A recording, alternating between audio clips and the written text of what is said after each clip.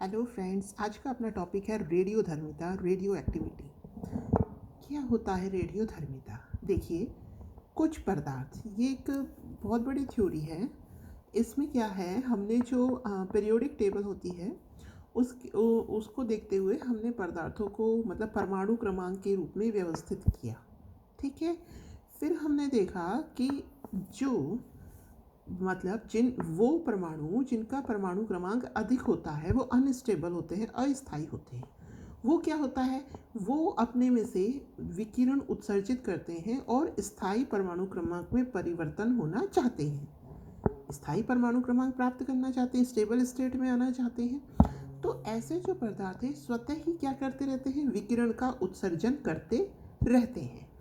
तो ऐसे पदार्थ जो स्वतः विकिरण का उत्सर्जन करते रहते हैं वह रेडियोधर्मी कहलाते हैं, है ना। और यह जो प्रक्रिया है यह रेडियोधर्मिता कहलाती है। इसकी खोज की थी हेनरी बैक्यूरेल ने। इस प्रक्रिया में निकलने वाले कण जो होते हैं वो अल्फा बीटा गामा कण होते हैं।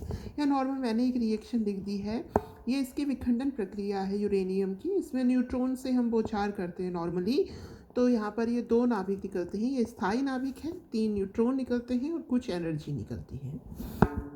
अब हम देखते हैं कि ये तो विखंडन प्रक्रिया है, बस वो जो मैंने एक्सप्लेन किया था उस हेतु यहाँ पे लिख दी है। अब अपन अल्फा बीटा और गामा किरणों का अंतर देखते हैं, इस पर क्वेश्चन आ जाता है। तो अल्फा कण, बीटा और गामा, देखिए अल्फा कण पर आवेश कैसा होता है, धनात्मक, पॉजिटिव। बीटा कण पर आवेश क्या होता है, नेगेटिव। गामा कण कैसे होते हैं, न्यूट्रल। द्रव्यमान की बात करते हैं, द्रव्यमान अल्फा कण का क्या होता है, अधिक।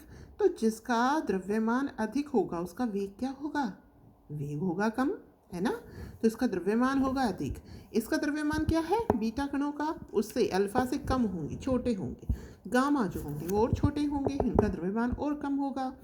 अल्फा कैसे है, पॉजिटिव आवेश था, तो विद्युत क्षेत्र में विक्षेपण कैसा होगा, ये पॉजिटिव चार्ज पार्टिकल हैं, तो ये जो नेगेटिव प्लेट है उसकी तरफ आकर्षित होंगे। और जो बीटा कण है ये किस ओर आकर्षित होंगे, ये धनात्मक प्लेट की ओर अट्रैक्ट होंगे। ये न्यूट्रल है, इस पर जो चार्ज है ही नहीं, तो यह कोई भी विक्षेपण, कोई भी डिफ्लेक्शन शो नहीं करेंगे। चुंबकीय क्षेत्र में जो चार्ज पार्टिकल होते हैं वो विक्षेपित होते हैं, डिफ्लेक्शन शो करते हैं। जो अल्फा कण है वो विक्षेपित होता है। बीटा कण ये कैसा है, ये उससे साइज में छोटा है, साइज में क्या है, छोटा है। छोटा है तो छोटी चीज़ जल्दी, कोई भी मान लीजिए कोई हल्का आदमी है तो आप उसको ईजिली मार कूट कर धक्का दे सकते हैं, है ना। तो इसलिए हल्का होने के कारण अधिक विक्षेपित हो जाएगा। ये इस पर कोई चार्ज ही नहीं है तो इसलिए इसका कोई भी विक्षेप शो नहीं करेगा। आयनन, रटिए मत, सोचिए जरा सा। गैस में आपने अल्फा कण डाली, मान लीजिए ये यहाँ पर गैस भरी पड़ी है, ठीक है, यहाँ पे गैस के कण हैं, ये इसमें अल्फा कण आया। अल्फा कण की साइज कैसी है, बड़ी है ना। तो अल्फा कण क्या होगा, ज़्यादा आयनन करेगा, ज़्यादा से टकराकर अपनी एनर्जी देता जाएगा, ठीक है। तो आयनन क्या करेगा, अधिक करेगा। बीटा कण पर आ जाओ, बीटा कण क्या है, उससे अल्फा से थोड़ा छोटा है, तो ये आपने पूरे में गैस भर रखी है, ठीक है ना। तो ये क्या होगा, इधर उधर से निकल जाएगा, करेगा बट उससे कम करेगा, है ना। तो ये जो आयनन करता है ये उससे कम करता है। ये भैया और भी छोटा है, तो ये जो आयोनाइजेशन करेगा, आयनन करेगा, ये और भी कम करेगा। भेदन क्षमता, अब भेदन क्षमता ये साइज में तो बड़ा है तो इसकी जो वेलोसिटी है वो कम है, भेदने के लिए हमें वेलोसिटी ज़्यादा चाहिए, तो इस वजह से जो भेदन क्षमता है, जो पेनिट्रेटिंग पावर है वो इसकी कम है, ये इसकी अधिक है। और इसकी, क्योंकि इसका जो साइज़ है सबसे कम है, इसलिए इसकी जो भेदन क्षमता है या जो पेनिट्रेटिंग पावर है ये सबसे ज़्यादा है। नेक्स्ट है फोटोग्राफिक प्लेट पर प्रभाव। तो फोटोग्राफिक प्लेट पर ये प्रभाव डालता है बट कम, इसका अधिक, इसका सर्वाधिक। कंपैरिजन फॉर्म में मैंने बताया है, अदरवाइज हम सिंपल ये भी लिख सकते हैं कि जो अल्फा कण है फोटोग्राफिक प्लेट पर इफेक्ट शो करता है, बीटा भी करता है बट सबसे ज़्यादा कौन करता है, गामा रेज करती है। फिर है जीवधारियों पर प्रभाव। जीवधारियों पर तो भाई तीनों ही नेगेटिव इफेक्ट शो करते हैं, जो सेल्स होती हैं उन्हें हार्म कर सकते हैं। तो जो मैंने आपको इलेक्ट्रिक फील्ड और मैग्नेटिक फील्ड में डिफ्लेक्शन बताया था वो यहाँ मैंने शो कर रखा है। ये रेडियो एक्टिव पदार्थ है। तो ये देखिए पॉजिटिव प्लेट की तरफ कौन से आकर्षित होंगे, बीटा पार्टिकल। तो ये देखिए ज़्यादा मुड़ रहे हैं, है ना, ये सीधा जा रहे थे गामा कण। अल्फा कण थोड़े से मुड़े हैं, बट क्योंकि ये भारी हैं इनके कंपैरिजन में, तो ये हल्का सा डिफ्लेक्ट हुए हैं, ये थोड़ा ज़्यादा डिफ्लेक्ट हुए हैं। ऐसे ही हमने चुंबकीय क्षेत्र लगाया, मैग्नेटिक फील्ड, तो गामा पार्टिकल सीधे चले गए, अल्फा पार्टिकल इधर गए, बीटा पार्टिकल थोड़ा ज़्यादा डिफ्लेक्ट हो गए। आगे चलते हैं। तो यहाँ तक उम्मीद है आपको समझ में आया होगा। आगे है रदरफोर्ड सोडी का नियम। तो यहाँ ये क्या कह रहे हैं, देखिए हो क्या रहा है। यहाँ पर जो आपका परमाणु है रेडियो एक्टिव, रेडियोधर्मी, वो क्षयित हो रहा है। क्षयित होने का मतलब वो डिके कर रहा है। तो मान लीजिए प्रारंभ में टी समय पर, मतलब हमने टाइम नोट किया टी समय पर n परमाणु है, हमने ये मटेरियल लिया, ये परमाणुओं से मिलकर बना है। मान लीजिए हमने टाइम नोट किया स्टार्टिंग में t, तब इसमें परमाणु थे n। अब ये डिके हो रहा है, क्षयित हो रहा है, इससे पदार्थ निकल रहे हैं, तो इसमें परमाणुओं की संख्या कम हो जाएगी। तो मान लीजिए कि t प्लस डेल्टा टी, यानी डेल्टा टी टाइम के बाद में कितने रह गए परमाणु, n माइनस डेल्टा n रह जाते हैं। ठीक है, तो कितना चेंज आया, क्षय की दर, कितने क्षय हुए, कितने डिके हुए, डेल्टा एन। पहले कितने थे एन, क्षय कितने हुए, डेल्टा एन। टाइम क्या था टी, और अब हो गया टी प्लस डेल्टा टी। तो कितने टाइम में, delta N upon delta T.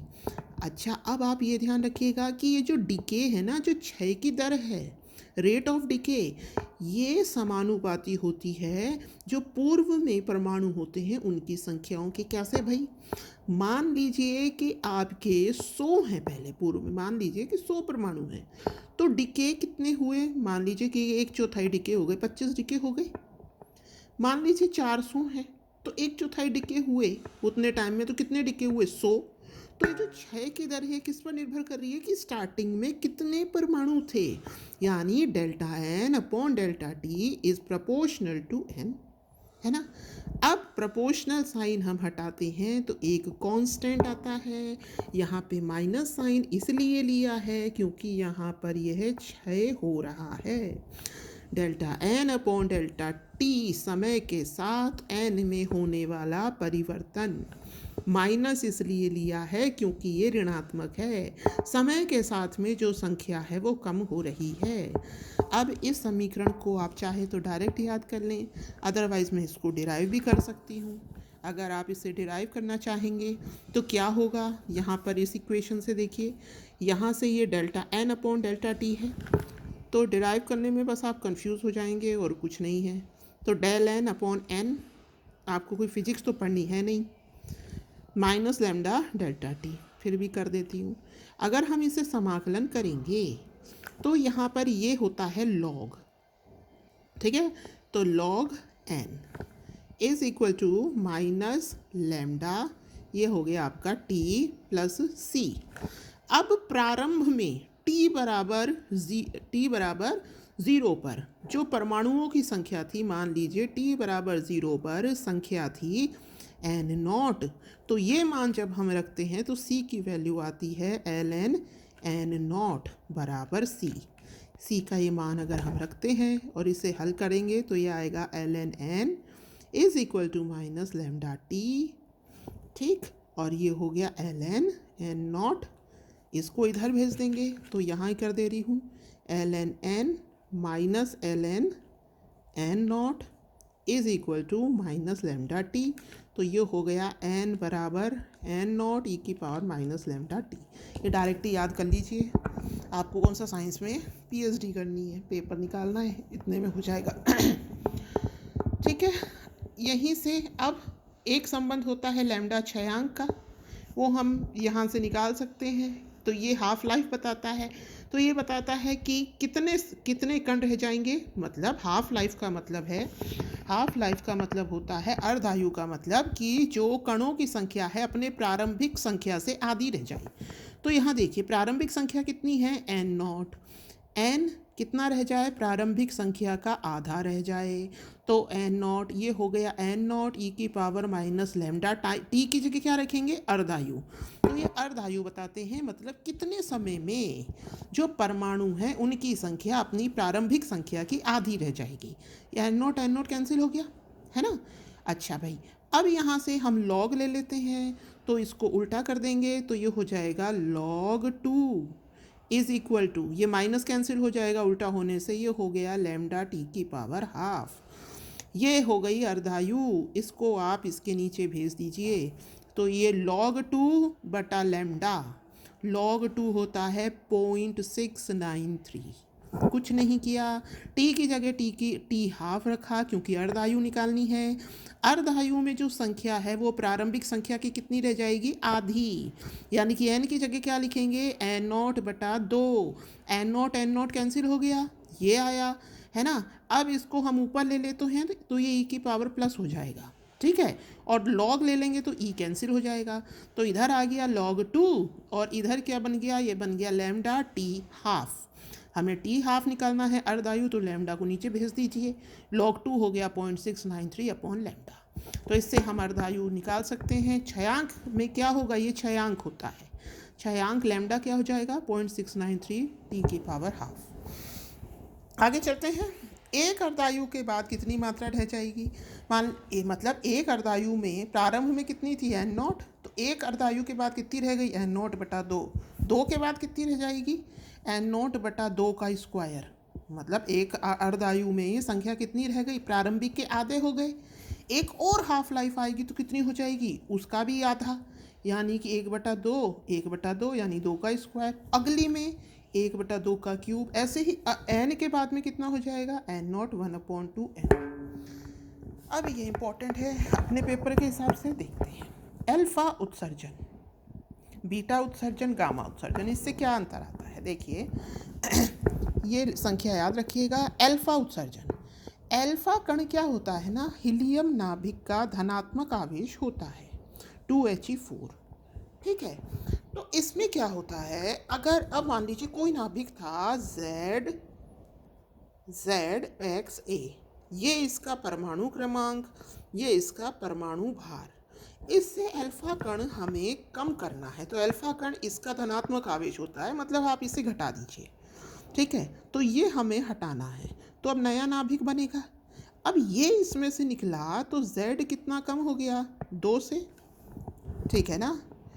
और A कितना कम हो गया, A कम हो गया 4 से, तो ये नया नाभिक बनेगा और क्या बन गया आपका अल्फा कण, ठीक है। ये हीलियम नाभिक होता है, हीलियम नाभिक होता है 2He4, तो ZXA किस में परिवर्तित हो जाएगा, तो जो नया नाभिक है उसका परमाणु क्रमांक 2 से कम हो जाएगा और A 4 से कम हो जाएगा और आपको क्या मिल जाएगा अल्फा कण।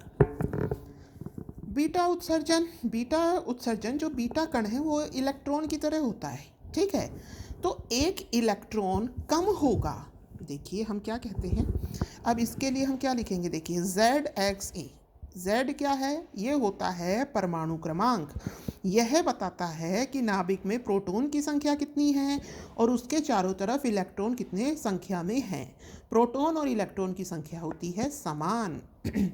तो अगर एक इलेक्ट्रॉन निकला, नाभिक न्यूट्रल है, एक इलेक्ट्रॉन निकला तो उसकी कमी के लिए एक प्रोटॉन बढ़ जाएगा, है ना। तो Z की संख्या में हम क्या कर देंगे, बढ़ोतरी कर देंगे एक इलेक्ट्रॉन निकालने के लिए। तो बीटा पार्टिकल निकला, इसका मतलब एक माइनस वो लेकर निकला, तो जो प्रोटॉन की संख्या है वो एक बढ़ गई, तो Z+1। तो याद रखिएगा कि बीटा उत्सर्जन में परमाणु क्रमांक में 1 की वृद्धि हो जाती है, परंतु परमाणु भार में कोई परिवर्तन नहीं होता।